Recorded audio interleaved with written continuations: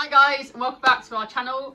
Today we are going to be talking about how the young Padfoot entered our Rainbow Fluffer family. Yeah, so Padfoot is an absolutely lovely, fluffy, long-haired male Syrian, as you just saw, and he came into our care back in March, actually. So Yes.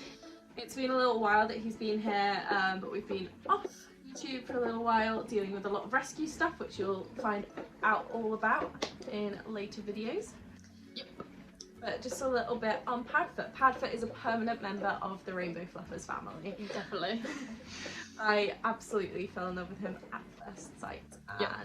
that's why. Da, da, da, da. Dun, dun. Welcome to the family, little bird. This is... when he decides to go. This is Padfoot. It's not holding like that. This, my friends, is Padfoot. He is also known as Sir Fluffy Butt. And also Nibblespud. And Nibblespud, and we'll tell you why. So basically, Padfoot joined our Rainbow Fluffers family after the rescue that we worked for got sent an ad that was being posted in a Pets at Home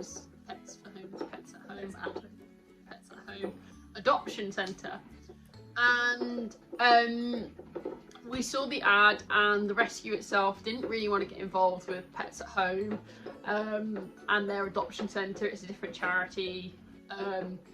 It's not like good to like intermingle between the two and all that sort of stuff. So when we heard about it, we knew we couldn't just like leave him alone there. So we decided that I would go in and look and see what was going on with him. It was during a work day, I remember, because you were at work, and I went on my own. And I went into the shop. The woman showed me Padfoot. I knew Sophie was gonna love him, and I couldn't believe that someone had left, like, given him to the adoption centre, and I just knew we had to take him home. Mm-hmm. From the ad, they had pretty much completely condemned him. Now, it looked like the ad copy had been written by its previous owner rather than by the staff at Pets at Home, but it wasn't great. It essentially said that he needed a home that understood hamsters, which that part was true, but that because he was bitey, he was aggressive, he was nervous, he didn't come out and stuff. And as you've just seen, he's an absolute fluffy love. He would never bite a soul unless handled incorrectly. Yeah. And this is sort of our problem a lot of the time with people sort of inexperienced in hamsters taking on young hamsters and not knowing their temperaments. And it's why we encourage people to actually rescue hamsters from rescues such as Hamsters UK, but also other rescues around the country, because what we do is we tame hamsters for you, essentially, so you don't have to. And 90% of the time, you know, they will go to a home at least knowing what a human hand is and knowing that it's not food. That is the basics. You know, obviously you have to tame them to you still, but they're a lot more willing to go along with it because they've already had a lot of human contact before within a rescue setting. But when we saw that ad, I saw literally like a tuft of his fur, and I was like, I think he's like a black and white long hair. I remember Sophie was like zooming in and out, like constantly being like, what is this hamster? Like trying to work it out from what this person had sent her. It had literally just been a picture of it like in the actual kind of like, you know, the tank containers, and he was in one on his own. He literally had I'm not even sure there was a bendy bridge in there. Like there was like the water bottle and the wheel, like the saucer wheels things. And there was this little bit of fur, and I remember it was down like the bottom, what would be like the top right. Yeah, like our right. Yeah. Yeah. That bit in the tank. The corner. And there was literally like the slightest little bit of his fur, and Sophie was being there going like, it's like, I think it's long haired. And then, yeah. But when I went to pick him up, I still didn't see him for quite a while. Like, I inquired about the whole situation. They weren't even sure if he was female or male, to be honest. They'd called him Bonnie originally, and they said that it was a female. It was definitely female, and all this, like, missexed, renamed Bonnie, definitely female. Now, anybody who knows Syrian hamsters knows that a long-haired hamster with a skirt like that is a male. Only males get skirts like that. Like, I think it's incredibly rare for females to get any more than fluffy with a couple of tufts. So yeah, I think in all the ones we've rescued, I think there's only ever been one that had like long-haired bits. That was Poe. She had tufty long-haired Well, I know she was more fluffy. I think I was thinking of Lilo because she's got the butt mustache. yeah, she does a bit. So, but even like, so, they're it's mostly... still rare. Like we have so many more females than males come in, and there's always like we haven't seen like one with a skirt. So. Yeah. So either way, when we saw that, I was like, well, he's probably male, and you know, we only take in permanently males because we don't want to stress out our permanents who are all male as well. So yeah, so we basically decided after Kate had a conversation with the woman in Pets at Home that we would adopt him. Yep. And so the woman tried to show me Padfoot in the shop. And everyone in the shop was petrified of him. I was like, what? Like, she spent 15 minutes, like, honest to God, it was like 15 minutes. In the time it took me to get this hamster, one of our other volunteers had gone to like Newcastle and back. Like, that's how long this process took. And I was like, what is going on? So she's trying to pick this hamster up. I'm like, just scoop it. And she tries to scoop it, and every time she's scooping it, Padfoot's like jumping out. He was the tiniest little thing, like, so cute. I kept just getting glimpses of him as he was like darting around the thing. And I was like, just scoop him, it'll be fine.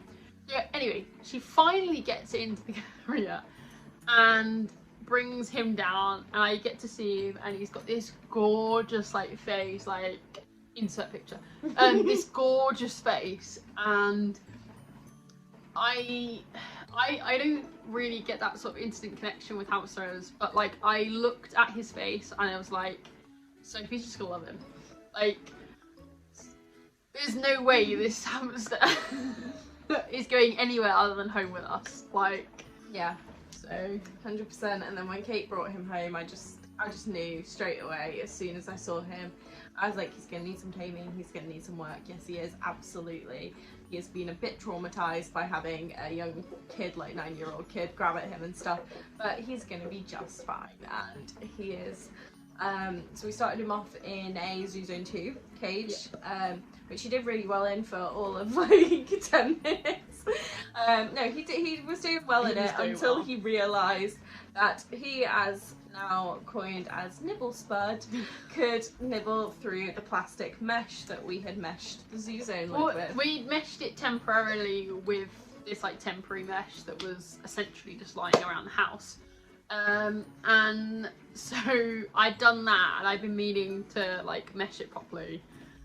And there was one day, and we were like, Padfoot's got out, where's he gone? And we have Puzzle, who's our little Russian dwarf hamster. He, at the time, was living in his Hamster Heaven underneath the sort of TV table unit. And we've been saying for about 2 hours. We were like, God, like, Puzzle's really loud tonight. Like, he's really chewing at something. Crikey! Like, he, honestly, it was so loud. I was like, what the hell is he chewing on? And then I like properly looked at his cage. Like, I was sort of just flippantly just going like, he's chewing under his bedding, like whatever. And I then took a deeper look at his cage, and I was like, but it's not him. It's not him. He's like running or something. I can't remember. Yeah, exactly once we realised that Padfoot was out, we were like, oh crap. So we quickly moved the table and the TV and everything. We looked behind, and he's essentially gotten out on top of the Zoo Zone, which is the only way he could get out of it, and then gone onto some jigsaws, and then like fallen down a gap. Yeah, in the jigsaws, and couldn't get out, so he trapped himself there. But what he had managed to do during that time time he was out, which was only a short period of time because like Kate had seen him earlier in the evening, so he hadn't been out overnight or anything. No, he'd like been that. out for like 2 hours. 2 hours at most. Yeah, but he'd managed to chew a huge hole in the carpet and the back of the table leg. Thank God that table's ours and we have spare carpet. So basically what we're hearing from this is Kate's gonna have to DIY the carpet. No, we're chucking out a table when we move out of here. But that's how he came Nibble Spud, and lived up to his name. So Massively. And then basically we found a Barney cage on Facebook Marketplace and asked my parents to go pick it up. Because it was near them, which they did, and now he's living very happily in that. He loves his setup in there. And yeah, he's a really good boy, apart from when I forget to put the cage door on the correct latch. Because let's just say that Padfoot's our most well-escaped hamster. But it's all my fault because I keep on accidentally putting it back on the second bar and not the third bar. And I know it because every other hamster in here that's permanent lives in a Barney or an Alexander cage, but with him I always forget, and so he always ends up getting out. You just got him in and out constantly, that you just ping it back and Yeah. don't always check. Because he always wants to come out, so It's I like just do the it. other night I came in and I was like, there's a black thing wandering around the floor. What the hell is this? Padfoot, what are you doing out? And there was a time he got out overnight and terrorised one of the Fosters in the other room. Yeah. But He- and then he as just- soon as Sophie started cuddling another hamster, He walks out. it's Padfoot. Yeah, He's so needy. he literally walks out like, what are you doing, Why Mum? are you cuddling another hamster? It was so funny. So yeah, but I picked him up, put him back in his enclosure, and he was okay. And he has been ever since, really. He's an absolute He love. was so traumatised by that one, wasn't he? Yeah, he was like, no, I like my cage now. He was like my baby. Yeah, but he's been really, really good boy. The taming process did take a little while with him, but I worked really, really hard, and you know, he's come to trust me so much, and I just love him to pieces. He's so gorgeous, and yeah, he's our second long-haired permanent boy, which I am very happy about because obviously the long-hairs are my favourite. So yeah, and his coat is honestly the most stunning thing I've ever seen in my life. It is though. Every time we go on live, every time Sophie talks about Padfoot, his coat is so gorgeous. It is though. So he's got like his little cute black face, and then his little ears, which have a little like white bit on either side, like on the very tops. And then you go down, he's black banded, so he's got the white band in the middle, and the black stripe that goes down. But then his skirt, it goes out, and it's got like a little brown patch towards his bum. And then his skirt goes out all silvery lilac-y, and it's so honestly stunning. Insert picture. So basically, Sophie's in love with Padfoot. Yeah, leaving Kate for Padfoot. Just now. don't tell Lupin. Lupin and I have a very special relationship. He understands that me and Padfoot also have a very special relationship. And they both understand that me and Scrabble have a very special relationship. And we're all okay with that. But that is how the Padfoot became part of the Rainbow family.